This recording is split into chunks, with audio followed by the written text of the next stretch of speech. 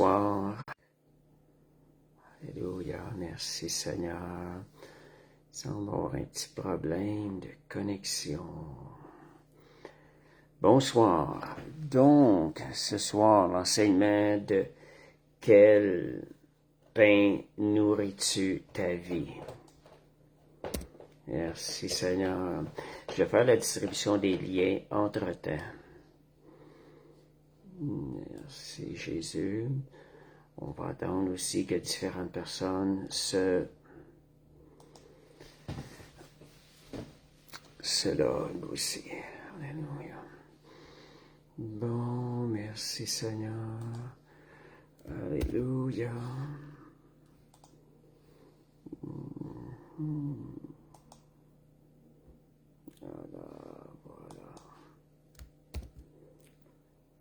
Voilà.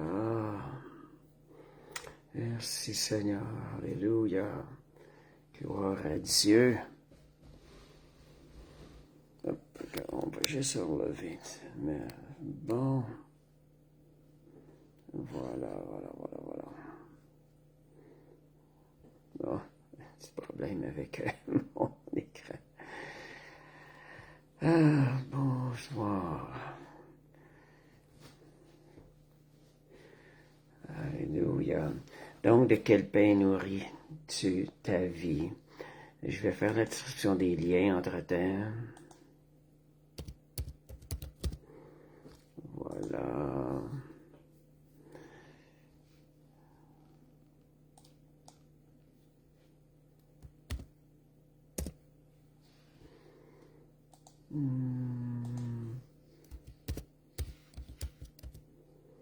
Bon.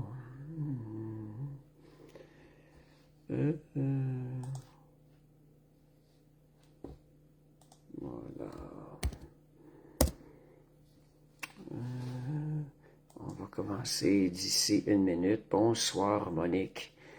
Le mariage, super. C'était très bien. Oui. C'est une très belle expérience d'aller vivre ça dans un autre pays.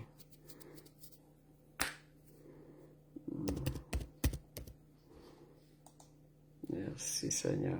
Alléluia. Donc, on va continuer d'ici quelques minutes. D'ici 1 minute, je vais terminer. Alléluia. Oh. Merci Seigneur.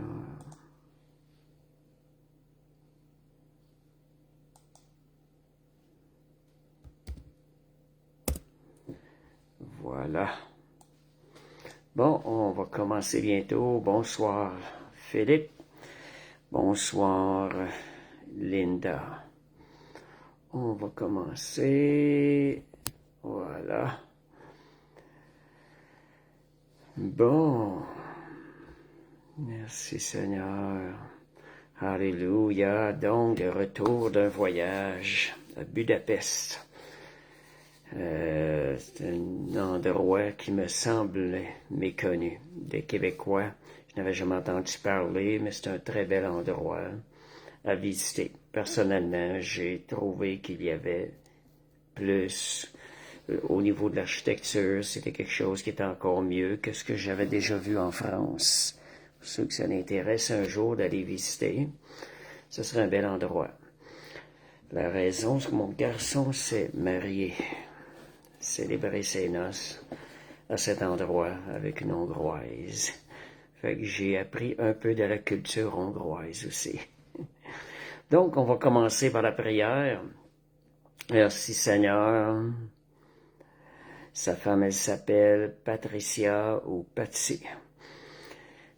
Si on raccourcit le nom. Fait que merci Seigneur. Seigneur, on te remercie pour ce privilège d'apporter ta parole. Tu es la résurrection et la vie. Seigneur, que cette parole apporte la vie ce soir, Seigneur, à notre âme, à notre esprit, Seigneur Dieu. Qu'elle procure aussi la vie dans notre corps, parce que, Seigneur, ta parole elle donne un résultat, elle produit un résultat même sur notre corps physique. Seigneur, merci, Seigneur Dieu, pour la vie que tu vas déverser ce soir par le Saint-Esprit en chacun de nous et en chaque personne qui vont écouter ce live. Seigneur, je le déclare, je le décrète au nom de Jésus. Merci, Seigneur. Alléluia. Jésus. Alléluia. Gloire à Dieu. Donc, et je vais juste enlever quelque chose. Alléluia. Bon, voilà. Donc, de quel pain nourris-tu ta vie? Donc, je ne sais pas si comment vous avez commencé votre semaine. On a toujours des semaines très occupées, mais il faut apprendre à gérer des priorités. Et ce soir, on va parler aussi de ce qui est le plus important, où ce qu'on doit focusser aussi notre vie, notre temps. Donc, le but aussi, un des buts que j'avais à cœur de ce soir dans cet enseignement, c'est de nous emmener à nous faire vivre selon l'esprit et non moins selon la chair. Donc, vivre comme un esprit éternel et non comme un humain qui vit une vie temporaire. Donc, on va voir la différence entre ce qui est passager, ce qui est éternel. En réalité, on va voir ce qui a beaucoup plus de prix dans notre vie. Donc, revenons. Donc, je reviens d'un voyage en Hongrie, comme je disais tantôt. Et merci Seigneur, Dieu m'a quand même permis de partager la parole à certaines personnes. Il y a quand même beaucoup de gens qui ne parlent pas l'anglais là-bas. Donc, j'ai eu quelques occasions qui se sont ouvertes, merci Seigneur, au logement, tout, et durant mon séjour, mes visites aussi. Et au retour de l'avion en avion, dans l'avion, nous avions 7 heures de vol, le dernier vol, qui partait de France. Et c'est là que l'idée de l'étude, le sujet m'est venu à l'esprit. J'étais assis à côté d'un Africain. Je crois que Dieu appointe vraiment les gens qui s'assisent autour de nous. Quand on lui fait confiance, il n'y a rien pour rien qui arrive. Dieu va appointer quand nos yeux sont sur lui. Donc, dès qu'il est venu ce soir, Dieu me donne des points de repère. Il y avait un chandail qui venait de l'Afrique. Fait que moi, déjà ayant visité l'Afrique plusieurs fois, et ayant moi-même un chandail qui venait de l'Afrique, ça a comme créé un point de contact, et j'ai commencé à parler à cet homme-là. Et on est rentré assez rapidement sur les choses de l'esprit, les choses spirituelles. Donc, c'est quelqu'un qui avait beaucoup de questions, mais des questions très intéressantes. À ce moment donné-là, quand tu viens partager la parole, c'est beaucoup plus facile, c'est un plaisir de partager l'Évangile dans ce temps-là. Donc, une des premières choses de ce qu'on a parlé, c'est ce qui m'a emmené à cette étude ici, c'est que on a parlé des choses, de qui on était, quel genre de personne on est. Et la chose qui est ressortie, ça a comme cliqué, ça a vraiment enrangé. C'est que nous ne sommes pas seulement des humains, nous sommes un esprit. Et il croyait fort à cela, lui-ci. Et ça a comme engagé la conversation. On a eu une grande conversation là-dessus. Beaucoup de questions sur le Seigneur, le cœur de Dieu et tout. Donc, ce sujet-là me fait réaliser, lui-même, n'étant pas chrétien, il disait que sa femme était née de nouveau, mais puis il n'était pas d'accord avec ça. Je pense qu'il ne comprenait pas. Là, on vient de plus parler, étant donné que déjà, pour lui, on est un esprit, on est un être spirituel, premièrement. Donc, ça va déjà un point commun pour pouvoir partager l'Évangile, puis aller un peu plus loin. Donc, ça m'a amené aussi la pensée aussi. Vraiment la pensée, ce qui est vraiment important pour nous, c'est notre esprit, plus que notre corps. Je ne suis pas en train de dire qu'il faut négliger totalement le corps, mais en fait de priorité, d'importance, c'est notre esprit, de nourrir notre esprit. C'est ce qui m'a emmené le titre de « Quel pain nourris-tu ta vie ?»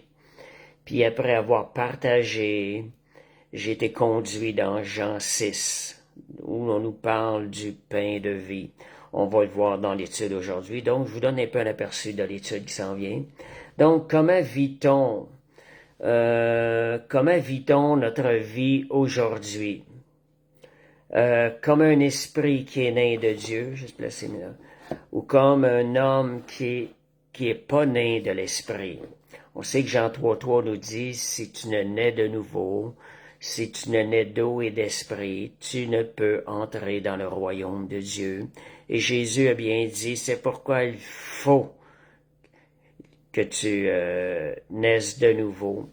Donc on voit l'esprit qui est important, naître de l'esprit. Quand on parle naître de l'esprit, c'est pas que l'esprit n'est pas existant. L'esprit est dans les ténèbres, il est considéré comme mort. Et lorsqu'on vient à Christ, notre esprit reprend vie, il entre dans le royaume de lumière, le royaume de la vie. Donc, c'est naître de l'esprit. Et en parlant aussi, vu le sujet principal, l'importance de notre esprit face à notre corps, 1 Thessaloniciens 5.23 nous dit que le Dieu de paix vous sanctifie lui-même tout entier, que tout votre être, on parle de notre être, l'esprit, l'âme et le corps soient conservés irrépréhensibles pour le retour de Christ. Donc on voit ici ce qui est en premier, c'est l'esprit. Nous ne sommes pas un corps qui a un âme et avec un esprit, nous sommes un esprit qui a un âme et qui vit dans un corps. Donc on a besoin de renouveler constamment notre intelligence avec cette pensée de la parole de Dieu. C'est une pensée qui est une vérité éternelle qui a son impact dans l'éternité. Tandis que lorsqu'on pense qu'on vit comme si on n'était qu'un corps, on est dans la pensée quelque chose qui est passagère. Ce n'est pas la pure vérité. C'est une enveloppe. Notre corps est une enveloppe à notre être. Donc, beaucoup de croyants sont nés de nouveau, mais ils vivent comme s'ils ne l'étaient jamais. Ça, je dis ça parce qu'il y a toujours un choix. C'est une chose d'avoir reçu et c'est une autre chose de le vivre, de vivre avec ce que nous avons reçu. C'est comme je dirais, étant né de nouveau. Nous avons reçu la lumière de Christ. Nous marchons dans la lumière. En d'autres mots, celui qui ne vit pas avec ce que Christ lui a donné, c'est comme s'il posséderait une lampe puissante, mais qu'il n'utilise pas et qu'il reste dans l'obscurité. Pourtant, il possède une lampe très puissante. C'est la même chose, étant né de nouveau, on partage la parole de Dieu, on va découvrir la parole de Dieu, on va découvrir qu'est-ce que Christ nous a donné, qu'est-ce qu'il est allé nous acquérir lorsqu'il est mort à la croix et qu'il est ressuscité. Donc, Jean 3.6, ça nous dit, ce qui est né de la chair est chair, ce qui est né de l'esprit est esprit. En d'autres mots, est spirituel. Donc, ça nous montre clairement qu'il y a deux situations, il y a deux domaines différents, le domaine de la chair et le domaine spirituel. Il y a deux naissances, une naissance dans la chair, une naissance dans l'esprit, dans le monde spirituel. Il y a aussi deux natures. Donc, il y a une nature qui ne considère que ce qu'il voit de ses cinq sens physiques. Il y a une autre nature qui a aussi cinq sens spirituels. Elle a la capacité de voir dans le monde spirituel. Donc, ce sont deux natures qui se nourrissent complètement différemment. Parce que la chair, elle a des désirs contraires à l'esprit, et l'esprit en a des contraires à la chair. Ce soir, on va voir comment nourrir aussi notre esprit, comment se nourrir du pain qui va vraiment nourrir notre vie. Romains 8, 5, 6, on va voir l'importance du côté spirituel aujourd'hui, de notre vie spirituelle, notre aspect spirituel. Ceux qui en effet qui vivent, c'est Romains 8, versets 5 et 6, ceux en effet qui vivent selon la chair s'affectionnent aux choses de la chair, tandis que ceux qui vivent selon l'esprit s'affectionnent aux choses de l'esprit. Vous voyez que c'est différent des deux natures. Et l'affection de la chair, c'est quoi? C'est la mort. Tandis que l'affection de l'esprit, c'est la vie et la paix.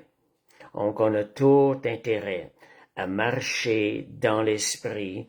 Est-ce que vous désirez la mort dans votre vie, ce qui est ténèbres, ou vous désirez la vie et la paix? De marcher dans l'esprit va nous faire marcher dans la paix surnaturelle et dans la vie. Donc, la chair, elle recherche des intérêts personnels. Ce qui est personnel, elle recherche l'argent, elle poursuit l'argent, le sexe, le succès, tandis que l'esprit, lui, va rechercher les réalités spirituelles, ce qui est éternel. La chair, elle est dirigée par ses sens, ses émotions, et ne regarde qu'au visible. Elle réagit aux circonstances, les circonstances contrôlent sa vie. Celui qui vit dans l'esprit, lui, il va marcher dans la foi, que c'est Dieu qui contrôle les circonstances pour notre bien. Oui, la perception fait la différence. Le résultat qu'on va obtenir dans notre vie va dépendre de comment est-ce qu'on marche. Est-ce qu'on marche dans la chair ou est-ce qu'on marche dans l'esprit? Est-ce qu'on nourrit la chair, ce qui va la rendre plus forte, ou est-ce qu'on va nourrir notre esprit, ce qui va le rendre plus fort que la chair? Donc, vous voulez savoir si vous êtes dans la chair. Vous voulez savoir si vous êtes dans la chair ou l'esprit. Vivre par l'esprit, c'est vivre dans les dimensions des choses qu'on ne voit pas, des choses qui sont invisibles. Quand votre perception, votre raisonnement se porte vers des choses, vers l'invisible, ce qui est éternel, vous allez dans la direction de l'esprit. Et en réalité, ça, c'est comme un entraînement. On doit entraîner notre esprit, notre pensée à marcher dans l'esprit. Et donc, l'esprit, quand vous marchez par l'esprit, vous marchez par la foi et non par la vue. La Bible dit, le juste vivra par la foi. Le juste, c'est celui qui a été rendu juste, celui qui est né de l'esprit, il devra marcher par la foi. Quand on marche par la foi, on nourrit notre esprit et notre esprit est fortifié. Et ça dit bien marcher par la foi et non par la vue. Donc on voit que c'est deux choses qui sont opposées. Et êtes-vous un homme charnel, une personne charnelle ou une personne spirituelle? Ça, c'est un choix, c'est intentionnel. C'est un choix qu'on doit faire, nous. Est-ce qu'on veut nourrir notre esprit, qu'il devient plus fort? Est-ce qu'on considère que notre nature, elle est spirituelle, que nous sommes un esprit premièrement? Qu'est-ce qui influence mes décisions?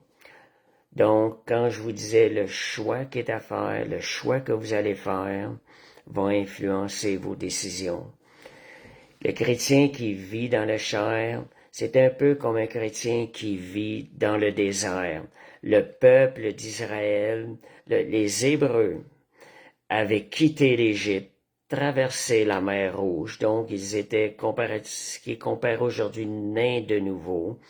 Ils vivaient dans le désert. Donc, ils restaient dans le désert. Pourquoi? Parce qu'ils étaient dans la chair. Et le chrétien qui vit dans l'esprit, c'est celui qui va être rentré dans la terre promise, qui va avoir accès aux promesses de Dieu, qui va aller les chercher, en prendre possession. Et c'est là c'est là qu'il y a aussi des fruits géants, comme on a vu dans l'histoire de Josué. Les espions Josué et Caleb qui ont voulu explorer la terre promise. Donc, le chrétien qui vit dans le chair, c'est un chrétien qui est resté dans le désert, comme le peuple juif. Et celui qui marche par l'esprit, c'est celui qui est entré dans la terre promise, qui va prendre possession des promesses de Dieu pour sa vie. Et vous savez, quand vous allez prendre possession des promesses de Dieu dans votre vie va glorifier le nom de Jésus. Et vous allez faire avancer le royaume de Dieu. Donc, Jean 6, 63. C'est l'esprit qui vivifie. Juste un instant. C'est l'esprit qui vivifie. La chair ne sert de rien. Quand on parle de vie, on parle de l'esprit. Donc, les paroles que je vous ai dites sont esprit et vie. La vie véritable ne vient pas du naturel, mais du spirituel. Tu peux être vivant physiquement tout en étant un mort. Ce soir, cette étude-là, je rappelle le pourquoi, c'est de nous faire réaliser, vraiment de marcher dans l'esprit, que nous sommes un esprit. Nous devons prendre cette nouvelle identité-là. Et c'est ça qui va nous faire marcher dans la victoire, qui va faire avancer le royaume de Dieu. C'est ça qui va être agréable à Dieu le Père. Donc, tu peux être vivant physiquement, mais mort spirituellement. En d'autres mots, tu peux essayer fort, te discipliner, être sincère, mais sans l'esprit, cela ne produira pas la vraie vie de Dieu. Parce que c'est l'esprit qui donne la vie. Si l'esprit n'est pas là, c'est la mort. C'est comme, je dirais, vous essayez de faire fonctionner un téléphone sans batterie. Sans l'esprit de Dieu, c'est ça qui arrive. Donc, voyez l'importance de l'Esprit de Dieu qui vivifie. Donc, étant un esprit, nous connectons avec l'Esprit de Dieu plus facilement lorsqu'on réalise qu'on est un esprit. Jean 4, 24, un autre point qui nous montre comment le côté spirituel, comment notre identité comme esprit est importante dans la vie, et c'est cela qui nous connecte à Dieu vraiment. Jean 4, 24, ça dit « Dieu est esprit, et il faut que ceux qui l'adorent en esprit et en vérité. » C'est une parole assez claire. Comment est-ce qu'on peut être agréable à Dieu? C'est que lorsqu'on marche par l'esprit, c'est lorsqu'on prend notre position, notre identification. Je suis un esprit, j'ai une identité spirituelle céleste. Donc, Dieu n'est pas un homme. Nous ne sommes plus seulement un homme, mais un esprit maintenant. On peut prier fort sans être connecté à Dieu. Vous savez, on peut prier fort sans être connecté à Dieu. Si on veut vraiment être entendu, prions en esprit. Et c'est comme je dirais aussi, si vous ne priez pas par l'esprit, la Bible dit on adore Dieu en esprit, en vérité. Si vous ne faites pas en esprit, c'est comme avoir parlé au téléphone qui est pas connecté à aucun réseau. Ça ne parviendra pas à celui qui vous voulez communiquer avec. Donc, parler le langage de Dieu, quand on dit parler le langage de Dieu, c'est lorsque vous parlez de votre être intérieur. En d'autres mots, lorsque vous parlez avec votre cœur, avec la foi, c'est ça qui va vous connecter avec le Dieu qui est invisible, que vos sens physiques ne voient pas. Donc, on va voir deux sortes de pain qui nous nourrit. Il y en a un qui va nourrir la chair, il y en a un qui va nourrir l'esprit. Si vous nourrissez la chair, elle va grandir. Si vous nourrissez l'esprit, c'est lui qui va prendre plus de place. Donc, je vais lire une histoire que j'ai lue justement. J'étais dirigé à lire ça dans l'avion après avoir partagé. Puis je voyais encore plus profondément l'importance de comprendre ce point-là. Et si vous avez des choses à écrire, si vous pouvez le mentionner. Comme je vous disais, ça va édifier aussi d'autres personnes qui écoutent le live. Donc, la clé, parler avec notre cœur et avec une foi intime, Philippe a écrit. Donc, c'est ce qui nous connecte vraiment au Dieu. C'est ce qui va nous permettre d'adorer Dieu en esprit et en vérité. Jean 6, versets 9 à 11. Je vous ramène l'histoire qui va nous aider d'avoir une image de ce que du message que je suis en train d'apporter à soir. Et Jean 6, 9 à 11, ça dit, il y a ici un jeune garçon qui a 5 pains d'orge et 2 poissons. Et ça dit, mais qu'est-ce que cela pour tant de gens? Il y avait 5000 personnes dans ce lieu. Donc Jésus dit, faites-les asseoir. Donc ils s'assirent. Jésus prit le pain et rendit grâce et les distribua à ceux qui étaient assis. Il leur donna même des poissons autant qu'ils en voulurent. Donc, de 12 pains et 5 poissons, 5000 personnes ont été nourries et ils ont récolté 12 paniers de restants. Donc, ce qui arrive un peu plus loin au verset 24, ça nous dit, le lendemain, les gens de la foule allèrent à Capernaum à la recherche de Jésus. Et l'ayant trouvé au-delà de la mer, ils lui dirent, Rabbi, quand es-tu venu ici? Jésus lui répond, vous me cherchez non pas parce que vous avez vu des miracles, mais parce que vous avez mangé. Voyez, il y a 2 pains. Jésus va mentionner le pain le plus important un peu plus loin. Et Jean 6, 27, voilà l'exhortation de Jésus. Travaillez non pour la nourriture qui périt, mais pour celle qui subsiste pour la vie éternelle et que le Fils de l'homme vous donnera. Car c'est lui que le Père, que Dieu a marqué de son sceau. Donc Jésus essaie d'emmener la foule du naturel, ce qui est passager, au spirituel, ce qui est éternel, du visible, des choses visibles aux choses invisibles. Mais c'est pas quelque chose qui est facile parce qu'on voit dans les versets même que la foule a de la difficulté à percevoir les choses invisibles. Ils ne voient que les choses visibles. La discussion de la foule se porte sur les choses visibles, tandis que Jésus essaie d'expliquer des choses invisibles. Et un même point, on peut voir comment est-ce que l'homme est charnel dans la chair. Un peu plus loin dans les versets, on voit Jésus qui parle qui est le pain de vie. On va en arriver tantôt. Et la foule nous dit, si tu veux qu'on croie en toi, ben fais donc un miracle. Voyez, il y a eu un miracle qui a déjà eu lieu la veille.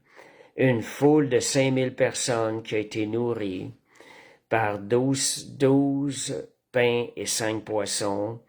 Et déjà le lendemain, la foule réclame un miracle pour qu'il puisse. Voyez comment la chair, elle est aveugle, elle n'est pas reconnaissante. Donc Jésus veut les emmener au spirituel. Du même coup, on peut voir comment l'homme dans la chair a de la difficulté à concevoir les choses de l'esprit, les choses invisibles. La parole de Dieu, c'est ce qui va nous aider à concevoir les choses qui sont invisibles.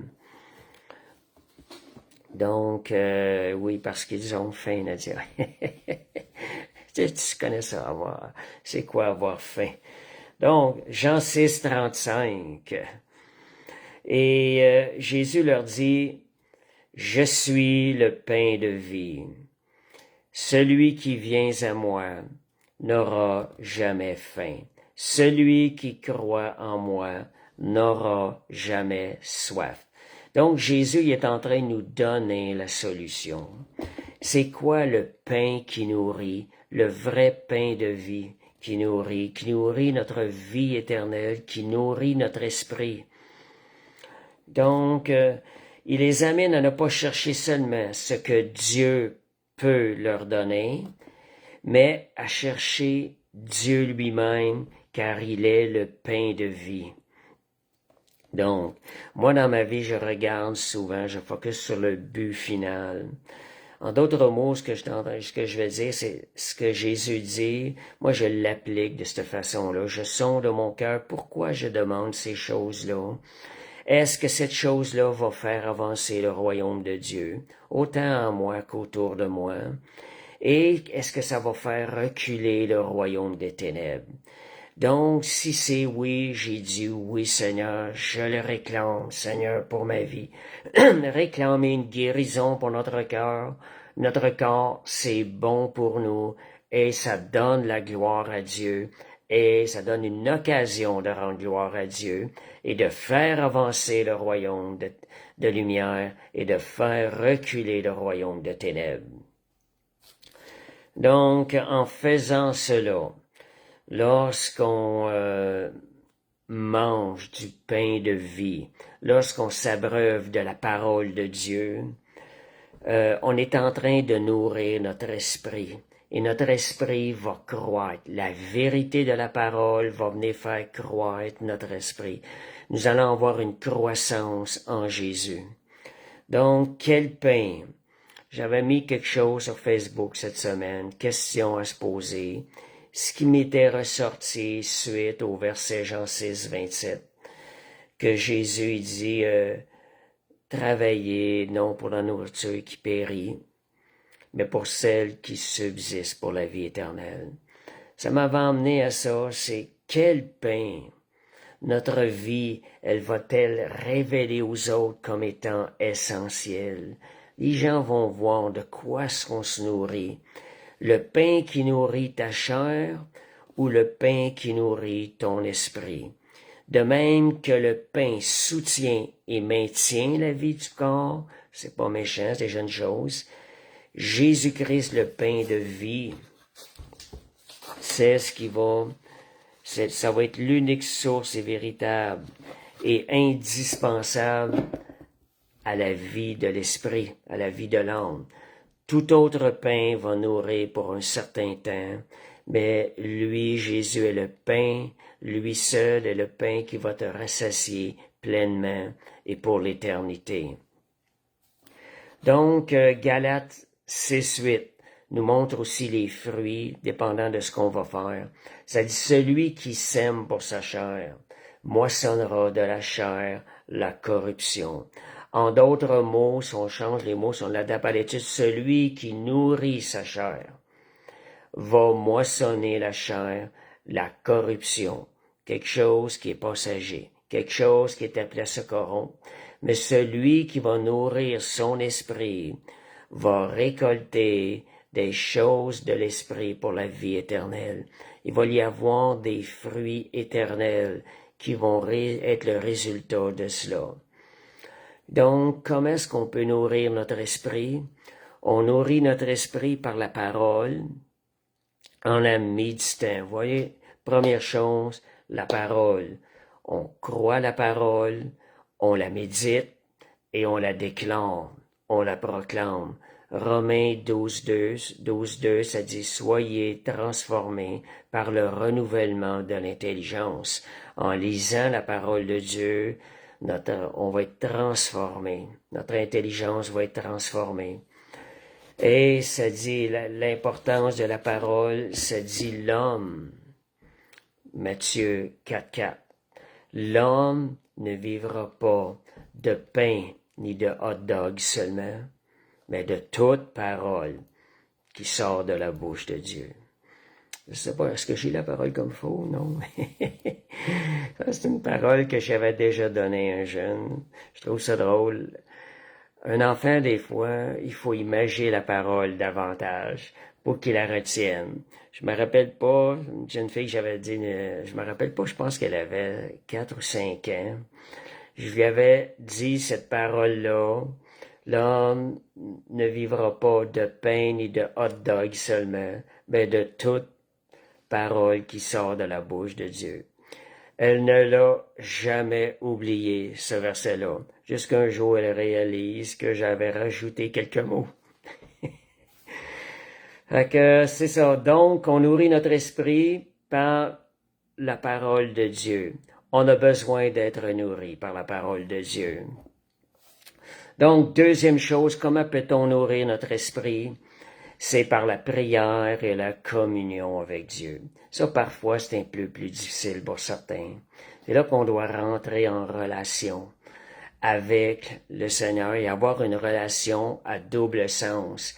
Certaines personnes, même des musulmans, disent, quand on parle de relation, ils disent qu'ils ont une relation. Même des gens qui n'ont pas connu d'être nés de nouveau disent avoir une relation avec Dieu. Et pour eux, aller en prière, c'est parler, sans vraiment avoir un retour direct de Dieu, sans une relation à double sens. Donc, ils n'ont qu'une relation à double sens. Mais la vraie prière et la vraie communion avec Dieu, c'est une relation à double sens. Nous nous isolons des choses de ce monde, nous cessons d'être en relation au monde qui nous entoure et nous prenons ce moment-là, ce qu'on appelle le lieu secret, et on parle à Dieu. On parle à Dieu, pas seulement parler, on parle avec la foi. Et comme Nadia mentionne un bon point, il ne faut pas oublier aussi d'écouter ce qu'il a à nous dire. La relation à double sens se complète aussi en étant à l'écoute du retour du Seigneur, les paroles qu'il va déposer dans notre cœur, les paroles qu'il va déposer dans notre esprit. Parfois, ça peut être un mot, ça peut être une phrase. Parfois, c'est comme une conviction qu'on reçoit sur le champ. Dieu dépose une conviction dans notre corps, dans notre cœur. Donc, quand vous allez en prière, attendez-vous à une relation à double sens. Recherchez, percez, demeurez jusqu'à vous se percer, jusqu'à ce niveau que vous sentiez que le Seigneur est là, qu'il vous répond. Vous pouvez sentir la présence de Dieu. C'est une forme de communion aussi. Donc, c'est de cette manière-là, on va nourrir notre esprit, on va grandir spirituellement, et ça va devenir de plus en plus facile de communiquer de façon spirituelle avec notre Créateur, avec notre Sauveur. La troisième chose que je voyais qui peut nourrir notre esprit, c'est aussi les influences qui nous entourent. Parfois, ça peut être aussi des personnes, le groupe avec qui on se tient, des personnes que l'on fréquente. Veut pas, ce qu'on entend essaie de nous influencer. Nous devons être alertes. Et ce qu'on regarde aussi va venir influencer ce qui va rentrer par nos yeux. Ça dit nos yeux sont la lampe du corps. Ça veut dire qu'il y a des choses qui vont rentrer par nos yeux.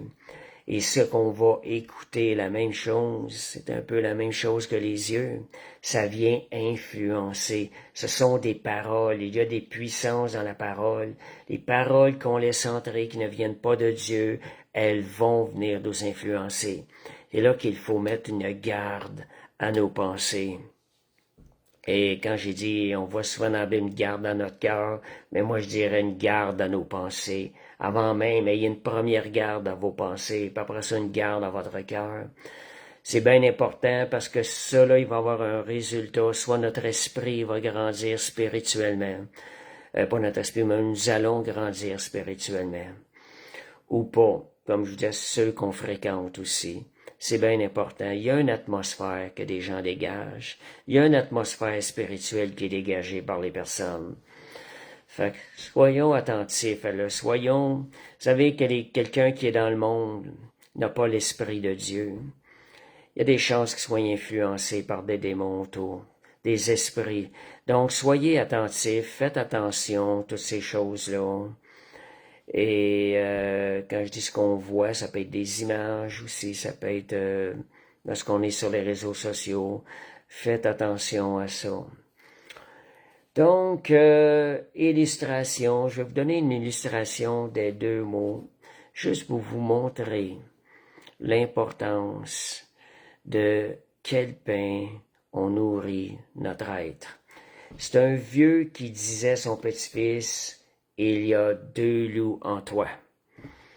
Un rempli de peur, de colère et de chair, et l'autre est rempli de foi, de paix et d'esprit. » Donc, il y a deux loups. L'enfant demande lequel gagne. D'après vous, c'est lequel qui va gagner? Le grand-père lui répond, celui que tu vas nourrir. Donc, les victoires dans votre vie vont être en conséquence de quel pain vous allez nourrir votre vie. Et donc, à chaque jour, une décision doit être prise. Puis ça, c'est à chaque jour qu'on doit prendre des décisions. Moi, quand je pense à ça, c'est à chaque jour. Oui, il y a des moments décisifs, importants, qui ont un effet, mais à chaque jour, si la décision a été prise hier, le lendemain, nous devons reprendre cette décision-là, se tenir sur cette même décision-là. Tenons ferme sur nos décisions. Et je dirais que c'est à chaque jour qu'on a choisi. Donc, soit de nourrir la chair ou de nourrir l'esprit. Comme je vous dis, nourrir la chair, il y a aussi des distractions aussi qui viennent nourrir la chair. Qu'est-ce qu'on fait lorsqu'il y a des choses qui viennent nous distraire? Voyez, les distractions, ça vient nous faire sortir du but vers lequel qu'on veut arriver. Donc, distraction. Vous voyez quelque chose qui vient vous distraire, sortez ça tout de suite. Refusez cette distraction-là. Seigneur, je focus maintenant sur toi. C'est vers là que je m'en aille. La distraction veut vous faire envoyer ailleurs. Donc, il y a aussi nourrir l'esprit, qui est la parole, la prière et la communion. Donc, c'est des décisions que vous devez prendre à chaque jour. Parole, prière, communion avec Dieu. Et quand je dis communion, tout au long de la journée, parlez au Saint-Esprit quand vous en avez l'occasion. Partagez avec le Saint-Esprit votre cœur. Dites-lui ce que vous ressentez. Posez des questions. Il est là pour nous conduire. La parole de Dieu nous a dit que l'Esprit sera avec nous tous les jours jusqu'à la fin. S'il est là à tous les jours, jusqu'à la fin, c'est parce qu'il est disponible à ce que nous puissions être en relation avec lui, être en communion avec lui pour lui parler et lui demander conseil. Donc, il est là. Donc, je dirais aussi que lorsque vous allez veiller à vous nourrir du bon pain, lorsque vous allez vous entraîner à vous nourrir du bon pain, ce qui va arriver, ce que tu vas nourrir, c'est comme un muscle, ça va devenir plus fort. Si vous vous habituez à nourrir votre esprit avec la parole de Dieu, vous allez être fortifié. Si vous vous tenez dans les choses du monde, la chair, cette chair-là, elle va prendre des forces. Ça va être plus difficile de revenir. Donc, on va terminer bientôt. Si vous avez des commentaires, vous pouvez les écrire. Donc, quand le corps se nourrit, quel est le résultat? Il grandit physiquement. Et quand l'esprit se nourrit, il grandit intérieurement. Et quand la chair est nourrie, elle devient dominante. Elle va vouloir contrôler votre vie et pas dans la bonne direction, pas dans la direction que vous aimeriez dans le fond de votre cœur. Ça dit bien, la chair a des désirs contraires à l'esprit afin que vous ne fassiez pas ce que vous voulez. En réalité, afin que vous ne vous dirigiez pas vers le désir de votre cœur que vous avez planifié au début. Donc, l'application de la vie humaine, je vais juste marquer certaines choses qui nourrissent la chair, d'autres qui nourrissent l'esprit. Vous pouvez partager entre-temps des choses qui vous ont édifié ce soir, ou des déclics qui vous ont sonné lorsque vous avez entendu ça. Moi, je disais tantôt le Jean 6, 27, ça m'avait cliqué, et c'est devenu le sujet. J'ai médité là-dessus, et dès que je suis allé dans la parole, Dieu m'a emmené dans Jean 6. Fait que, merci Seigneur. Donc, l'application pour terminer, comme je vous disais, vous pouvez écrire vos commentaires, des choses qui vous a touché le plus ce soir. C'est important des fois de voir ce qui vous a touché le plus. Comme je vous disais, moi, des fois, quand je demande aux gens qu'est-ce que tu as reçu à travers l'enseignement, que moi j'ai écouté, mais moi, ça devient une édification pour moi d'entendre ce que l'autre personne a reçu, ce que moi j'ai peut-être passé à côté. Fait que c'est la même chose. Écrivez des choses, écrivez ce qui vous touche, ça va être une édification pour les autres. Donc, l'application dans la vie humaine, nourrir la chair versus nourrir l'esprit. Donc, quand que vous vous laissez distraire par des choses, vous êtes en train de nourrir la chair. Les distractions enlèvent votre focus. Comme croyant, on veut servir le royaume de Dieu, on veut grandir. Donc, les distractions viennent enlever ce focus-là et elles proviennent de la chair. Et pendant qu'on obéit à ces distractions-là, on est en train de nourrir la chair. Une des manières qui est bon des fois, ça fait tellement une différence. Pas juste d'y penser, mais déclarez-le. Distraction, je te chasse dans le nom de Jésus. Tu viendras pas déranger ma vie. J'ai choisi de servir Dieu, de servir son royaume. Colère, amertume, ces choses-là viennent vers vous. Refusez tout ce qui est ténèbres. Repoussez ces choses-là. Refusez toute trace d'amertume dans votre vie. C'est tellement ténèbres. Ça dit même que la colère, elle rouvre des portes au diable. C'est écrit, elle rouvre des portes à des esprits. C'est écrit clairement dans la parole. Il y a les impulsions. Lorsque vous agissez sur les émotions, ce sont des choses, des impulsions, ce sont des choses qui proviennent de la chair. Prenez le temps, ne prenez pas la pression, prenez le temps pour prendre des bonnes décisions. Des fois, la crainte, l'insécurité aussi nous fait pousser à prendre des décisions vite. Donc, des contenus qui sont toxiques pour votre esprit. Ce que vous voulez, ça vient nourrir la chair. Les résultats, ce que ça arrive, il va y avoir des émotions fortes. Je veux dire, des émotions, c'est pas stable. Les émotions ne sont pas la réalité de la vie. Elles ne donnent pas la réalité de la vie. Il va y avoir aussi de l'instabilité dans votre vie. Vous allez aller d'un bord puis de l'autre. Donc,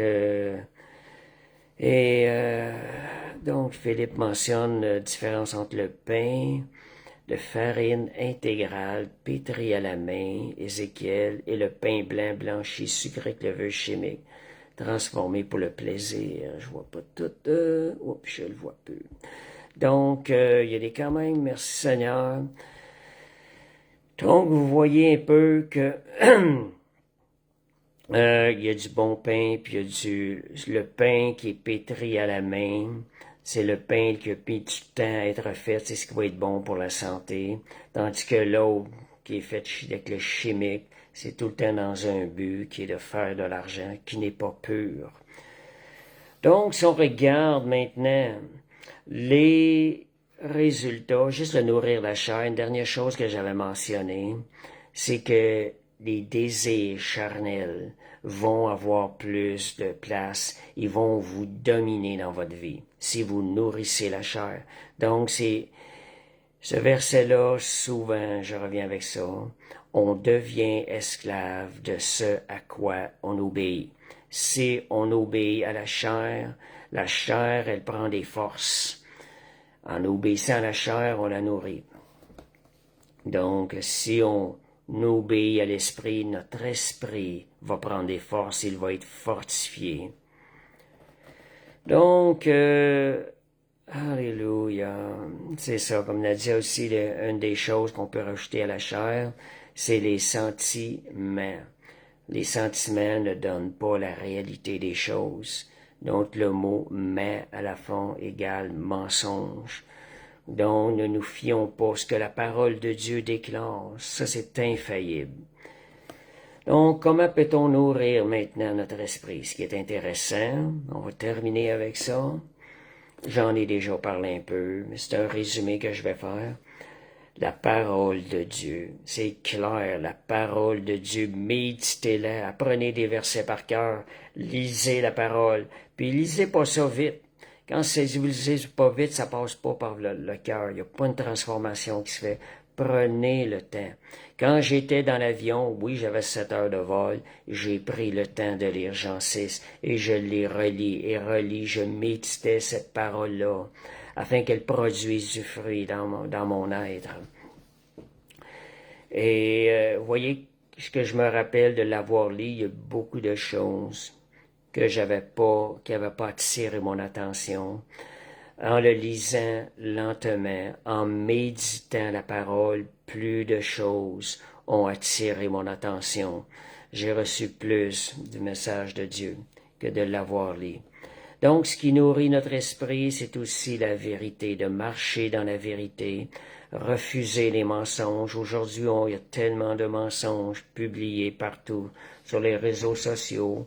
Faites attention afin que votre esprit soit nourri de la vérité. Et c'est ça. Donc, le résultat, si on nourrit notre esprit, qu'est-ce qu'on va avoir comme résultat dans notre vie? Ça va être la paix intérieure. Est-ce que c'est ça que vous désirez? Donc, ça, lisant la parole lentement, méditant la parole, l'esprit, en méditant lentement, on ouvre la porte à ce que l'esprit nous parle.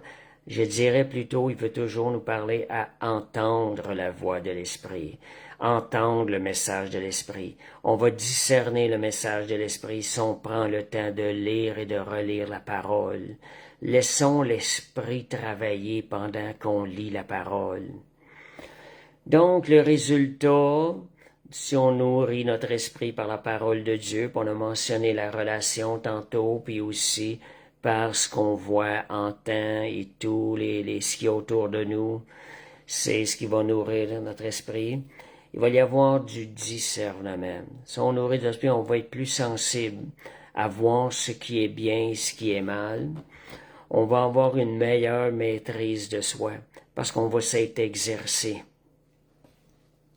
Et il va y avoir ce que vraiment, ça va être une croissance spirituelle.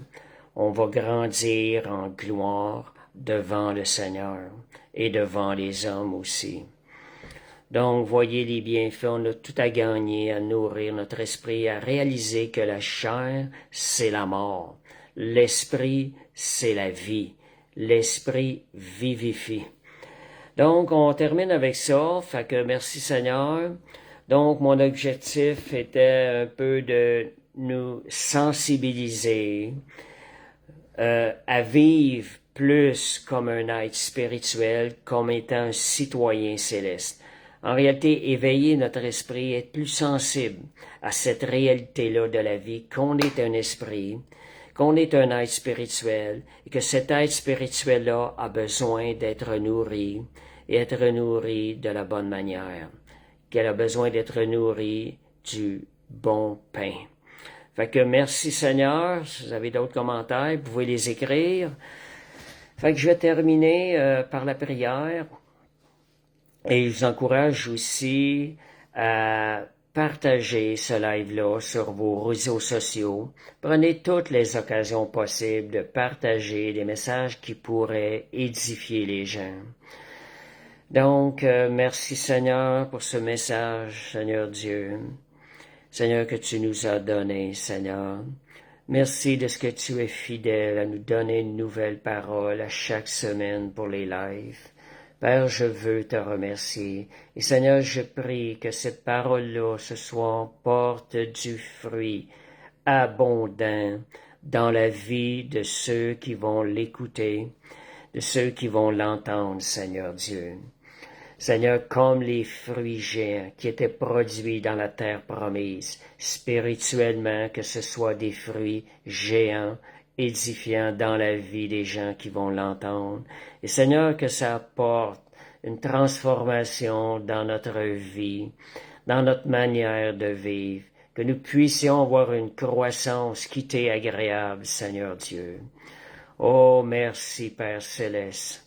Merci pour ta grâce et pour ton esprit qui donne la vie à ces paroles en nous, qui la fait fructifier.